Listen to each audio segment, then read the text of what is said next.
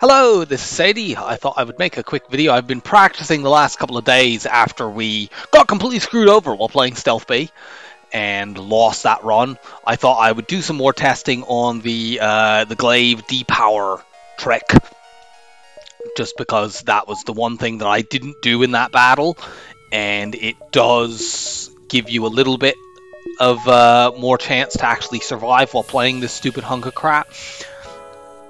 I made a video where I was messing around with it, and I thought I would make another one since I've got a little bit better at it and I can just show the trick off. You still want to vent your ship when you're doing this. What happens when you do the Glaive depower is it's removing the toggle trick. It's removing the Glaive beam, or the weapon system rather, from the list of things that can be smart targeted. So the systems that can be smart targeted, if normally the two systems that will be smart targeted are weapons and cloaking. If you remove the Glaive beam, well then it's just cloaking. That means 25% of the time they're shooting at cloaking. Normally you'll cloak the shot anyway, but 1/5 of the time they'll hit. You don't want to have a 5% chance of having your cloaking get hit, because if your cloaking gets hit, especially if it's hit by a heavy laser, you're just going to be immediately thrown out of the cloak, and then you're in big trouble anyway. They'll get second volleys off. So you want to still vent down the O2. That reduces the odds of your cloaking getting hit from 5% to 2.5%, because it gets instead of being targeted every time they smart target. It's actually higher than that because they can randomly target the cloaking as well. We'll talk a little bit about the numbers in a moment. So in the fight that we actually did, against this enemy down here who has a flak and a heavy laser one, I took 2 flak hits on my weapons through cloaking. Now the odds, if you're just using the oxygen drain trick to bring yourself below 50%, like right now, my odds if somebody were shooting at me, of them shooting at my weapons, would be 14.8%. Because there's a certain chance that they just pick it randomly. I think that's about 75% of the shots they will just randomly target at a room. And there's also the 25% of the time they will smart target a room. The 3 rooms that they can smart target right here are weapons, oxygen, and cloaking. So they will go after weapons 1/3 of the time, which is to say 8.3%. And then if you do the Glaive depower trick, you remove that 8.3%, so it changes to 6.5% of the time that they will fire at your weapons. Now, them just firing at your weapons isn't enough for them to completely screw you over, because you're cloaking, and that gives you, at the beginning of the run, assuming you've got, max engines and a person on the engines room, that gives you a 80% chance to dodge. So the chance of us getting hit, as we did in the actual run, was 2.96%. Or it was actually lower than that, because we didn't get hit once on weapons with the flak, we got hit twice on the weapons with the flak. And I can't be bothered to work out mathematically what the odds on that is, but I know it's well below 1%. And I've done this fight now about 100 times, and that has happened to me once. In all other runs that I've done, I have had one other time. That was actually a run where I did the Glaive depower trick successfully, and they just obviously randomly targeted my weapons with their flak anyway, and then got lucky on the dodge dice roll, and they hit it twice there as well. But like, of all the fights that I've done, about 100 times, I think I have had 3 or 4 fights where I died, and the one that we did, unfortunately, was one of those. Like, I've had fights where they targeted my weapons with their flak and hit it once through the cloaking, but I managed to repair it quick enough, and then I survived, because part of the problem in that fight wasn't just that they targeted the weapons once. They targeted them 3 times on their first. They targeted with their first flak, their second flak, and their third heavy laser, and all of them hit, with the first flak hitting twice through cloaking. So the odds on that happening are exceedingly small. So one way of looking at doing the depower trick is, Well, you're reducing your odds of taking a hit on your weapons from 2.96% to 1.3%. That's only a reduction of 1.6%. That's one way to look at it. The other way to look at it is you're making it less than half as likely. You know, it's a reduction of more than 50%. It's a reduction of a highly unlikely event, but it's a highly unlikely event that will single-handedly end your run. So it is generally worth doing. It's just a giant pain in the ass. Anyway, let's have enough preamble. Let's actually get into it. I'll let my O2 go above 50% for a moment because I can bring it right back down immediately. I actually have to switch keyboards to do the Glaive depower trick. I'll explain you have to micropause to do this, which I'll explain the mechanics of in a moment. And my normal keyboard is quite old and antiquated. I've had it for about 15 years. It's a very, very good keyboard. I love the damn thing. But I probably need to get a new one if I want to do it regularly. And it has some problems anyway. If you've been watching my videos, you'll notice that occasionally my weapons will set to auto fire when I don't want them to be, and I have to wrestle with it. And that's because some of the keys stick down.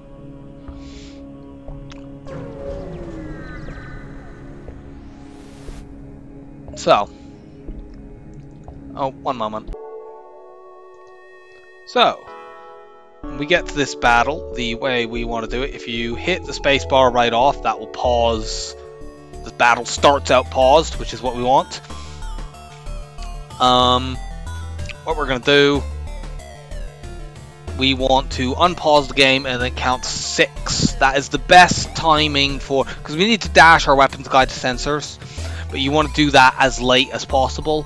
For a heavy laser that is manned, I found that 6 seconds seems to be the best timing. I think it would be 7 if this was unmanned, but they've got a mantis in there.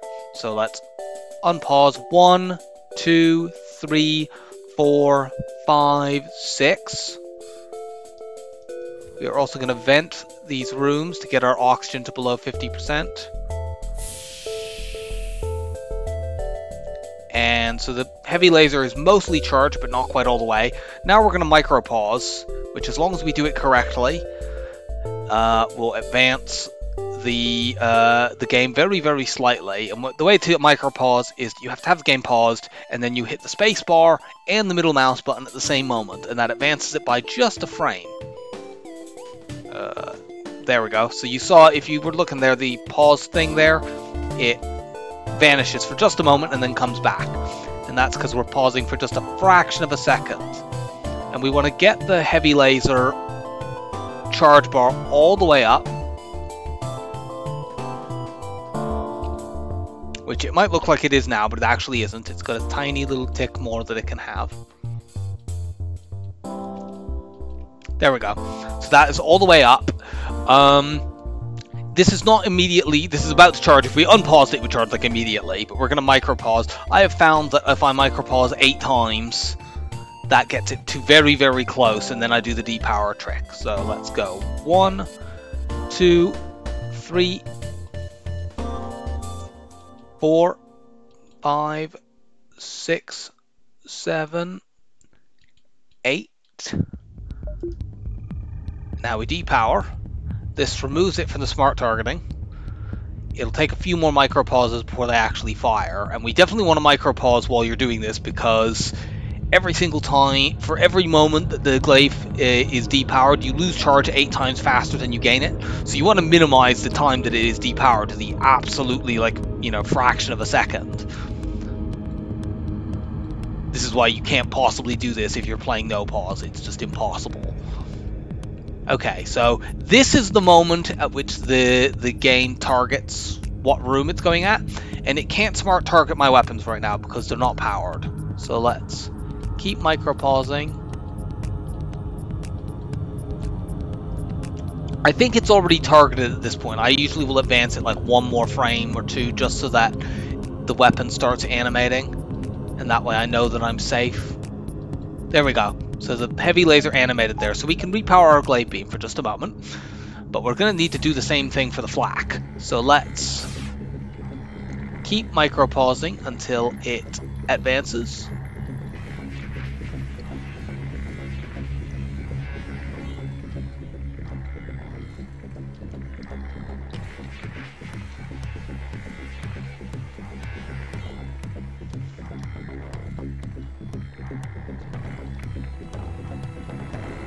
There we go. So 1, 2, 3, 4, 5, 6, 7. I'm actually going to do it now because I think I may have missed one frame where I micropaused and had it all the way up. So 1, 2.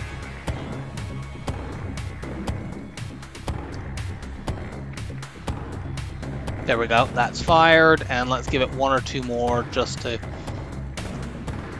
There we go, it's started animating. Therefore, we will cloak now, run you back to weapons, and then we'll draw the beam.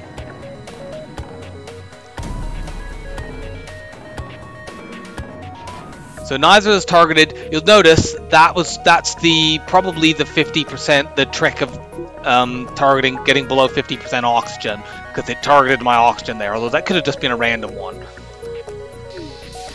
Oh, we actually were slightly too... we didn't do it quite right there. Well, they targeted our weapons, and so we were either a little bit too fast in terms of... We either had the weapon depowered for slightly too long, or we made the sensor's dash slightly too early. It's very difficult to time the sensor's dash exactly correctly, and even the loss of a couple of frames can make the difference in them getting the second shot off and not. If you get it down exactly correctly, you can get it to go off in such a way that they don't even get that second heavy laser shot. Let's do it again and see whether or not I can pull that off just for demonstration purposes.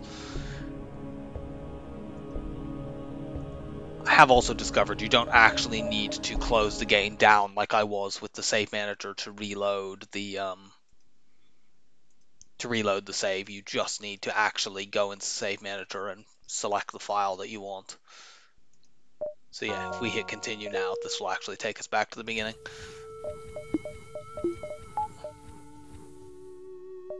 Needless to say, I won't actually be using the save manager for any other reasons. I am only using it for this training. And you know, I wish I didn't have to do this at all on Stealth B, and there's a pretty good argument for just not doing it, because people who play no pause, they can't do this trick, it's impossible.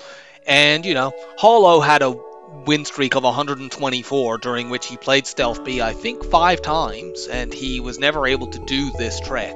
He was just able to win the runs anyway.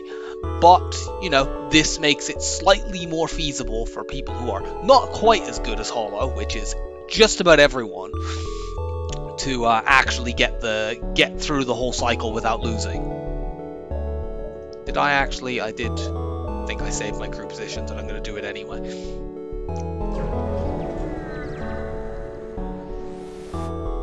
So we pause, reject their offer, start the fight. 1, 2, 3, 4, 5, 6. You run to sensors.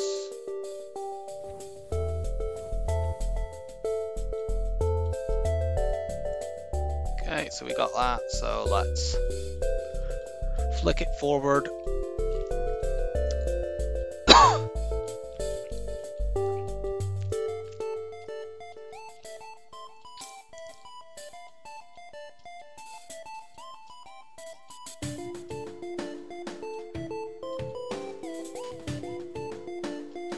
Okay, they're all the way up, so 1, 2, 3, 4, 5, 6, 7, 8.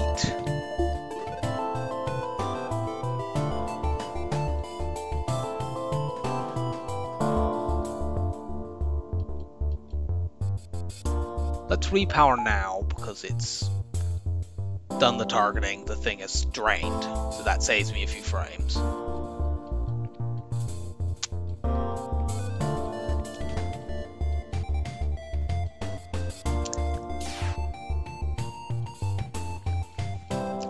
To do the flak.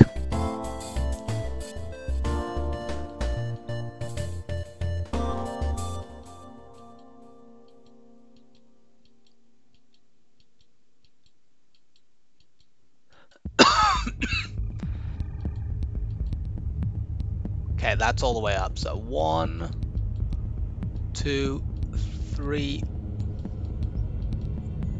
4, 5, 6, 7, 8.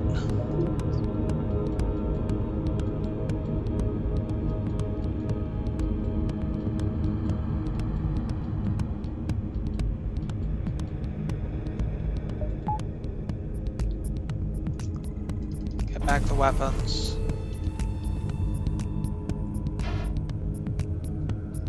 And now we just need to place the beam. It also, you reduce the amount of time it takes the beam to travel. If you place it as close to a straight line as possible, it takes slightly less time to draw the beam, and that can make the difference in them getting a second shot. So let's do that. I think this time we've got it. Yep. So that's doing it absolutely correctly. Did I can't remember whether or not I actually vented my rooms or not there. I may not have, in which case that was a misplay. But regardless, I got the toggle trick correctly. I played through this run, by the way. I didn't play the whole run, but on one of the, because I played that battle many times, and I've overwhelmingly survived it. It's just unfortunately the run that we actually did, it killed us. And I've played this run through to the start of Sector 3, and I'm really annoyed because it's not particularly, for a stealth B run, it's not really that hard. I only had one other nasty fight in Sector 1 against a ship that had flak and heavy one again, but also had a Zoltan shield. That was quite nasty. I did win that without taking any damage because I got lucky. And yeah, when I got through to the end of Sector 3, I had acquired hacking and upgraded it. I'd got my cloaking to level 3 relatively early.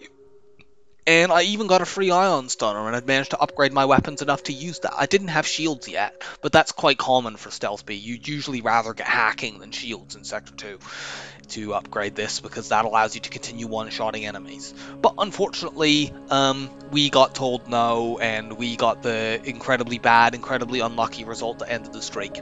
So in the next video, we'll start another streak.